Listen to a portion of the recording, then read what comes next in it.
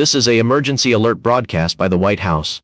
At 11:53 p.m. Pacific Daylight Time, an unknown entity entered a hospital and killed 83 people in under 28 minutes. This entity is called the Growling Man, and we have tips how to protect yourself from it. 1. Lock all doors and windows. This prevents any entities coming in. 2. Do not investigate for noises no matter how human they are.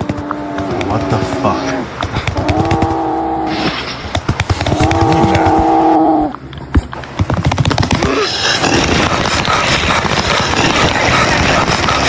They seem. 3. If you have a pet or children, secure them now. We appreciate your time watching this. Stay safe.